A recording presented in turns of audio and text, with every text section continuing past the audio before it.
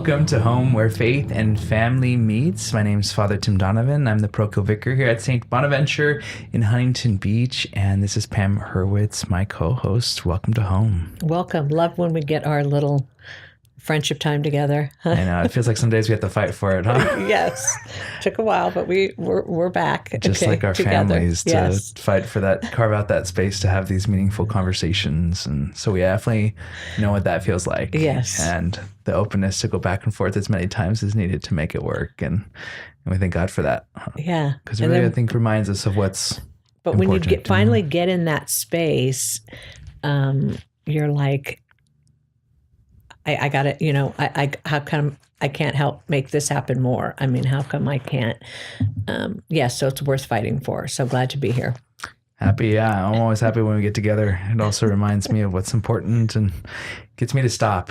Yes. Because I can be running around all sorts of crazy. Like this morning, we have the Catholic Schools Week open house going on. Got Mass after this in Spanish. Got a youth event tonight. Just did all the confirmation retreats yesterday. You're doing the training. So in the midst of it, and I'm sure our family's running 100 different directions all the time too. But to stop and to just be present to each other is such a valuable encounter and important piece we do with the grace of God around us.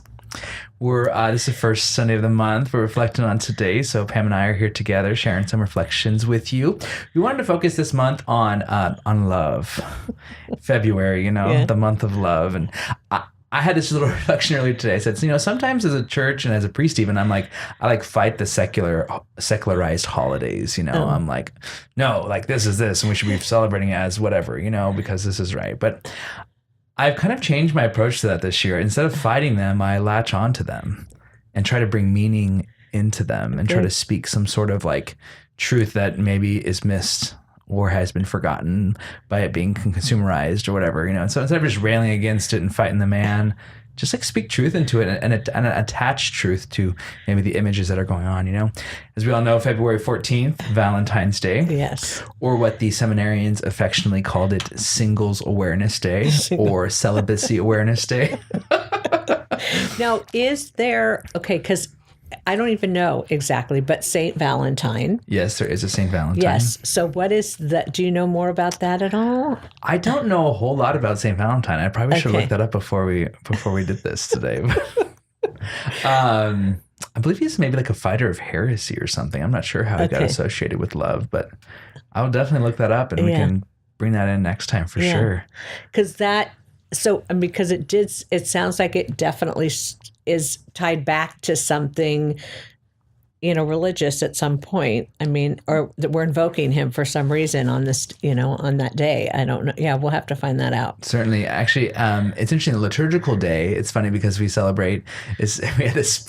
this old rector at the seminary that lived there, and he said, "Today the world celebrates Valentine's Day," and he gave us this little kind of face, all of us. And he said, "But the liturgical calendar, we celebrate Saints Cyril and Methodius." Gave this kind of trite homily on them, but so he's kind of I think it's his feast day, but it's like not a major one that would be in the actual annual calendar. On top, there's every day has some saint attached to him, with it. It's the day they died or born or something like that. Usually is around those days. So I will look that up and bring that next time, because I think that's a valuable piece to kind of reroute ourselves into. Yeah, it'll still get us before Valentine's too. Yes. And I've also been thinking recently about love and like what love looks like and what it feels like and what the experience of that is, and the question of how do we make love to each other, which sounds kind of scandalous. Yes. But I think we would be scandalized to say that I saw people making love at the school. It's like, whoa, right? And I saw a couple making love on their way into Mass, right?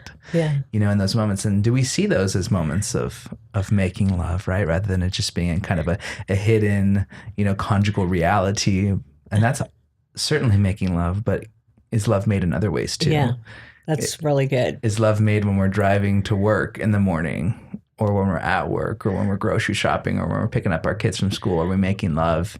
Can those be moments that we make love to our family, to our spouse, to our to somebody else? And I think God made us to make love Yeah. all the time and to encounter his love in the midst of our lives and to bring love into the world. You know, if we have a God who is love and we're made in that image, then that's I think our mission, right? To make love in the world. Yes. As scandalous as that sounds, Yes. shake us up a little bit, you know? Let's own it. Let's own that making love this month of February. And in the second reading, it's very specific too about what love is, you know, and it's just funny because Tim and I were just reading the reading, and Father Tim and I were just reading the reading, and just the first line, love is patient, you know, I just went like, dang, you know, I mean, each one of those pieces is such a, you know, call. I mean, such a call on to us. And I was just taking just that piece about love being patient and just thinking, especially, you know, in family life and just in life in general. I mean, how just that patience is a verb, as a, you know, and there's, you know, it's chocked full of, it's kind, it's, you know, I mean, it's all these different actions, you know, and it's very specific. I mean, and I think that reading, you know, we say it like at a wedding, and it's just so like, oh yes. yes. We can write cards about this for days. Yes, but it's like, I mean, when we really think about what that commitment is, you know, in relationship, kindness, patience, and you know, no envy, no jealousy, all those kinds of things. It's just very beautiful that it's so outlaid there for us, and I think that is something. This reading is something also we can kind of chew on as families also, or as and as couples, you know, I mean, where are we in that? And when we're stumbling and failing, you know, that's like I just said just now, patience, I was like, that's like one that's difficult for me sometimes. I mean, it just immediately I was like, okay, got to think about that a little bit more. So I think each of those is a call to us to think about. I think it's a call to an opportunity where we can put our name instead of love, and to see if we could say all those things about us. You know, Father Tim is patient. Father Tim is kind. Father Tim is, you know, endures all things. Yeah. And many times it's not the case. You know, Father Tim is impatient and not, you know, kind, and these kind of things. And it could be a good examination of conscience. Yeah, really, that's a great way to read it. That's a great way to read it, is to try to read it with your name in there. So I think love can sometimes be like a nice thought. Yeah. Or this kind of indistinct feeling per se about somebody or something, or like, you know, if I don't feel like it, then I must not be able to love you. You know, I've fallen out of love. I don't have that feeling anymore. I hear that a lot, you know, I don't love you anymore. But in this reading from 2nd or 1st Corinthians, we hear so distinctly that love is that decision, that choice, you know, and that we can make those decisions to endure them and to hope all things and to believe all things. And I think it would be really good to do that. I might do that myself, even just to stop and say, how's love operating in me? Right. Is God's love manifesting itself as St. Paul says it would be here, you know, true love. Right. And I love that, just like, you know, I'm really, really like you a lot, so I'm going to do things for you. But love in difficult circumstances where we say, okay, no, like I'm choosing to do this. And there's a lot of moments as a priest where I don't want to do what I'm called to as a priest. Like I don't want to sit with somebody who's in the middle of something nasty or who's in a whole like series circuit of sin, and to continue to minister in those moments. Or the crazy person that comes in, no matter what you say to them, it continues to be the same cycle, you know, and it's just really hard in those moments to be patient and kind and things, and not just like, all right, no more, you're cut off. And sometimes that's the loving action. Yeah. If we've done that, but in love and in truth. Yeah. But to really, kind of evaluate our own lives in that. How are we? Have you read it all? I'm sure you have, but The Love Language. Yes. Is it Charlie Chaplin? Is that his name? Is that the who wrote that? I don't. The author there, yeah. I mean, but that is just a very valuable also, because the way we describe love, or what love feels like to each of us, is can be a kind of a personal. And so we assume that everyone feels love in the way that we do, and so that book, the love languages, is a very valuable. And it's funny because I have like I think one of them is time, that we feel loved by time. That's right. And one is gifts, which aren't, more just like I'm thinking about you, and I gave you something to let you know that, and somehow that gift, that actual tangible thing, time, gifts, words of affirmation. Words of affirmation, quality time, actually, words of affirmation, and what are the other two? Physical touch. Okay, physical touch. And acts of service. And it's funny because I would say, again, in the love as a verb, I would say mine would be acts of service. Okay, so it would just, to me, if you could, my husband, just like, oh my gosh, if you could just bring me that cup of coffee, or go and like, a lot of times it's just that to me, because my life is very hectic, just having somebody help with those pieces is huge. And I was saying recently to my neighbor across the street, her husband, on Saturdays, I see him every Saturday. He goes and gets her Starbucks, and I've watched this happen many times, and he washes her car. And it about kills me, every Saturday. And so there was this one Saturday that I saw her out in front, and I said to her, I love to watch how your husband loves you. And she said, what do you mean? And I said, well, I watch him every Saturday. He goes and gets Starbucks, and he washes your car. And she's like, you're kidding. She's like, he never, ever tells me he loves me. And I'm like, this is being wasted on you. But for her, the words of affirmation, She needs that. Yeah. And he's missing it. In our families, it's really, that just looking at also not just loving people the way we, but what is it to them? And that sometimes that makes it more, now you really are called to, to go, to not just do what's easy for you necessarily, but to do what they need. And I think that's worth looking at as families. Absolutely. I tell people, too, that I think that we have two love languages. I think we have a love language we like to give in, and a love language we like to receive in. Okay. Which I think sometimes if we just wrap it up into one, we can be like, man, I like receiving this way, but giving this way doesn't make any sense to me. Like, yes. For me, I'm a quality time person. Okay. I like to receive in quality time. Okay. Like sitting down with a good friend for dinner or something like that, and just spending 3 hours with them. That for me is like, that's it. I love you. That is just, that's, yes. I love you, right? Like, and that's how I like to receive. Giving, I do give in quality time, but I also I love, caring for people. I love acts of service for people as well, and showing that, and kind of going out of my way, and sometimes giving things, but that's a little bit less. I can acknowledge that in others that they like that, so I would maybe cater to that, But it's such a call, I think, to be aware of that in others, and not just expect others to receive how we want to give. Like this guy who keeps washing the car every time. He's like, man, yes. What else can I do here? I wake up early on a Saturday, go get Starbucks for her, wash her car, and I'm like, this is my act of service. Like, I'm showing her this love here, and all she wants to hear is I love you. Yes. And then to miss that, though, it's like ships missing in the night. Like that love is so big. Love is so big. God is so big that for it to be expressed just in one way would really undermine, I think, what is behind all love and what is in it, especially when God made us all as part of His body in different parts and such, as we hear about in that last weekend's second reading.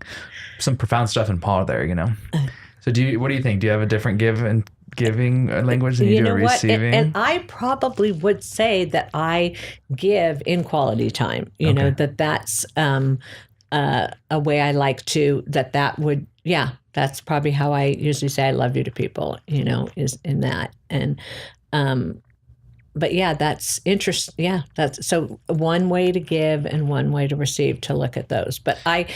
And they say it's really important too, because especially in families, like if, many times God, like the parental love is the first image of this God's love, Absolutely. and so knowing how to make our kids, do they need to hear it? Do they need to feel it? Like my daughter literally is like a like the intimacy is so crucial to her, and that isn't my deal, so much. And I can never understand, she'll be like, rub my arm, da, da, da, but that is how she feels cared for and held. And so that's how she also, God's love, and so I think that that's an important thing for us to look at too, is how we as parents, as early on especially, are that image. So it is really important to think about what is it that meets that for kids. And that what they say too is if you're not having that met, you'll look for ways, maybe destructively, to feel that you're full, your love tank's full or whatever, and fill it in, if your dad's not telling, whatever, however you need to get that. Sure. You look for it, so how important it is that, and I love too at the end of that reading how it's really specific, like even above faith, hope, and love. Yeah. Right? These theological virtues says, but the greatest is love. Yeah. Yeah, it's interesting. They say that faith and hope will fade away in the midst of God when we're face to face with Him. We don't need faith anymore because we see Him. Okay. We don't need hope anymore because it's realized. Yeah. But love is the part that never goes away. Oh, I didn't. Okay. Yeah. And that's beautiful. Yeah, so that's beautiful. To cling to it like that, and love is really the stuff that we're going to take to eternity with us. Yeah. And that's how eternity comes into here as well. That's how God breaks in, is the way that we love each other, the way that we, sacrifice for each other. And I think sometimes it is a sacrifice. Like when someone's in front of me and my way of giving is, to them would be acts of service, and all they need me to do is sit there and listen to them. Like that's a sacrifice, saying, I want to love you in this way, but it feels like that I know the way that you receive is another way completely, and to ask parents that question too, like, oh yeah, what is the way I give? It could be a totally frustrating thing to be with a kid, and because they don't know that, right? They're not on that level of reflection, like, how do I love to receive? Like they're just looking for it. Yeah. They're just looking for it in the word or the service or the time, and so for us to stop and say, I wonder. And I think the other trap we can fall into is that we think that kids are going to turn out just like us. Yeah. That our kids, since the apple doesn't fall too far from the tree, since I like to receive love this way, then they're going to be the same. But no, in fact, even though they don't fall too far from the tree, they're in fact different than us, and that God puts an individual, unique soul in that person, who we then have to kind of be attentive, I think, to the needs of them. I remember a story when I was doing ministry.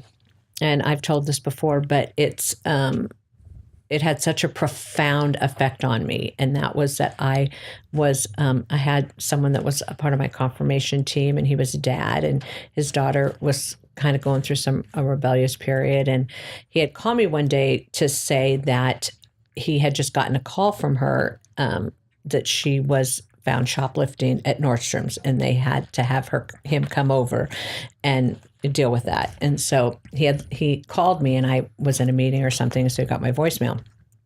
So I got the message later, and by the time, it was like way later, so I was like, oh my gosh, something's happened, so I remember I called him back and I said, oh my gosh, sorry, and what ended up happening, and he said, oh my gosh, he goes, it was just really, there's a piece of it that was so humbling, like just to go in the store, and we had to watch this video, and, and just, to be in that sitting and hearing this together, and, and he said, and I said, well, what, then what happened? And he said, well, they let me take her home. And he said, we walked down to the car,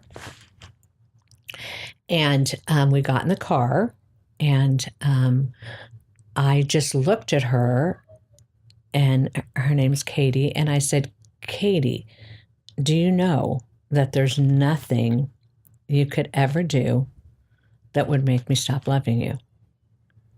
And he goes, and then we drove home. And I was like, wow, I'm glad you didn't call me because I don't think I would have given you that advice. Okay.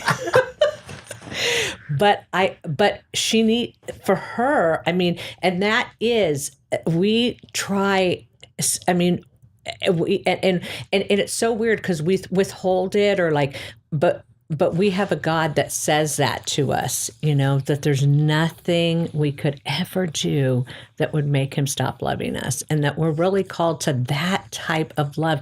And in our families, it's hard because I'll love you if or when, or if you get your stuff together, if you this or you when Get those you good grades that I'm expecting. Yes. We use it as leverage rather than as the gift that it is. But we assume the minute we come to him and say we're sorry and go reconciliation, that we will be fully. But how we can't sometimes offer that, especially to the people closest to us, it can be the most difficult. And I think some of our kids kind of even rebel just to find out, do they really love me like that? Is there really, I don't know. And I think there's a weird part about being human too, is that once we believe that we're not worthy of love, we do lots of weird things. Yeah. Once we believe that love is not something that we can have or receive, or that's not for us, then we go out looking for it, like you said, and sometimes even very destructive behaviors. And sometimes stuff like that can even be attention grabbing, like, hey, just look at me. Yeah. I'm here, know, and to get some attention for that. And maybe just what they need is that time. Yeah. Around the dinner table or just one-on-one. I think I told teen parents this. I said, the biggest thing you can do for your kid this year as a teen is to listen to them and to say nothing in return. Yeah. Like, that's the biggest gift we can give. Yeah. Like, because once you start listening to them and they're like, oh, this is weird. Dad just listened to me and he just received what I said. Love is patient. Right, And then once they get that kind of vibe going with you, then they're like, oh, wait, maybe I'll listen to what he says then. And then that's called a conversation. Yeah. Love is conversation. Maybe we can also add one in there. Sorry, St. Paul. But but really though, I mean, to have that mutual love. It's a mutual love, and that's shown in those concrete actions, and the trust is built up like within that. And the biggest thing in the teenage life is to try to find love how you want it and those kind of things, but to have that place to come home to and to know that it's there, that my parents know me.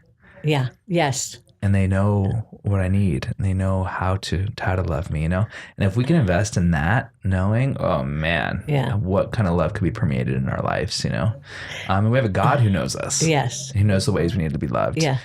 Like, I know for me, sometimes in my own relationship with God, I struggle with that because like I need to spend that quality time with the Lord. And sometimes I don't do that. And that's when my internal life starts falling apart. It's like when I don't spend that quality time with the Lord, then I try to replace it with loving him through all my acts of service and my, working for him per se. Yeah. But then I'm ultimately left feeling unloved. Yeah. Even though all the people around me feel loved and taken care of, I'm ultimately left with no love. Yeah. Because I didn't take that time for him for us to spend quality time. And it takes me a long time to get quiet with him because of the crazy of our lives. But when we can do that, it really is so much nourishing. So I'm actually taking a personal retreat this week for that very fact, just to go get quiet long enough with the Lord to do that, and to go stare at the desert and meet him there. Because if we don't do that with God, like if God is love, we have to be able to allow him to love us in the ways that we want to be loved as well. Yeah, very true. And to know that God will and can take care of us in all 5 of those different ways. Yeah. Like we don't have a God who's like limited only to, spiritual words of affirmation. Like that's it. Yeah. That's all you get from God. But you get that. I mean, even the physical touch. Like, do we believe that God can touch our lives and we can experience him in real physical ways? It's a beautiful thing to reflect on as we enter this time and we see all those candy and things crop up at the store and all that stuff. Remember those things and ask ourselves, like, how am I called to love? How am I loved? I have to tell you, when we were saying that making love piece, I was almost caught like awe-stricken. Is that I saw the other night I was walking out to the parking lot at a parish, and I came upon. I was hearing the screaming of a child, and I was just like, what is happening? And I walking closer and closer and screaming. And now, and there's kind of people like, and I'm seeing it's a parent and a child, and you can, if you got closer, you were able to see that the child was, special needs, had some special needs going on, and was just literally melting down. I mean, just screaming. And there was, and so people were, if you didn't get close enough, you just were like, lady, like, to the, you just be thinking, Mom, I mean, do whatever it takes to make your kid stop doing that, but she didn't have the power to be able to. And so it was just so crazy, like what I watched her do and just say over and over again. It was so, it was making love. I mean, she just kept saying, I'm right here. I'm right here. I love you so much. I'm right here.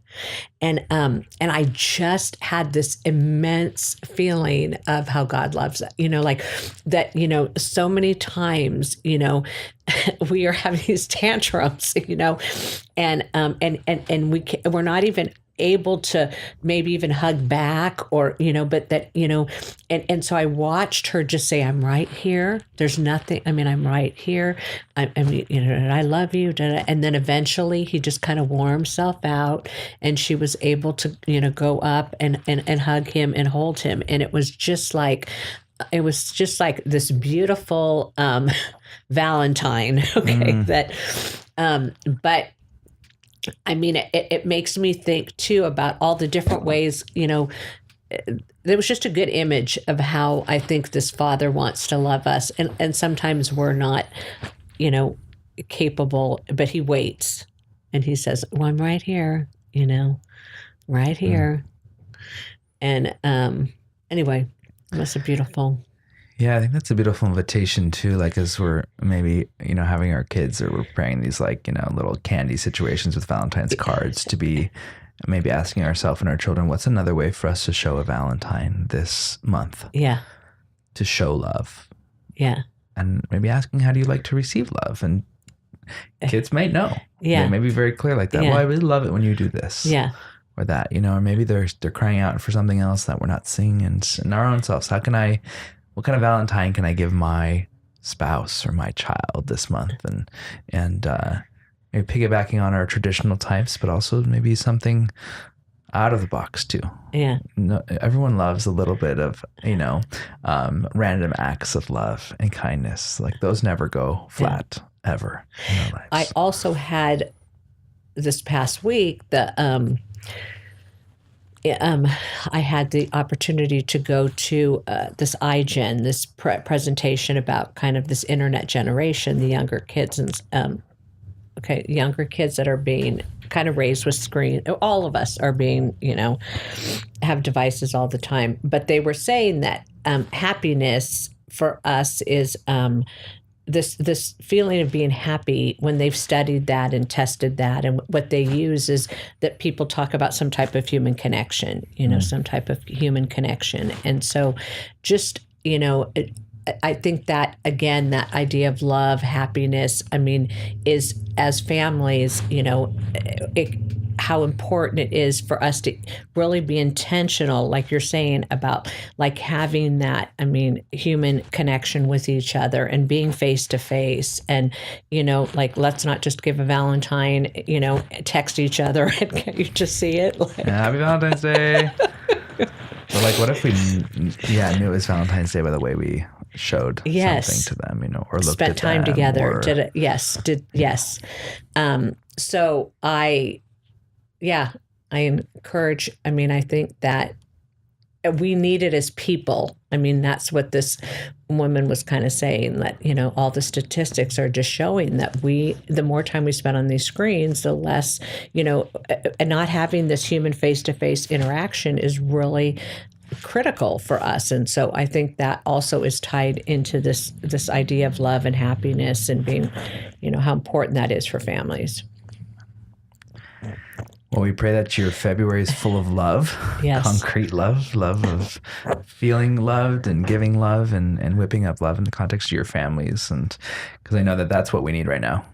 I'm going to go home and be patient. That's what I have to do. I mean, I'm telling you, that just boom.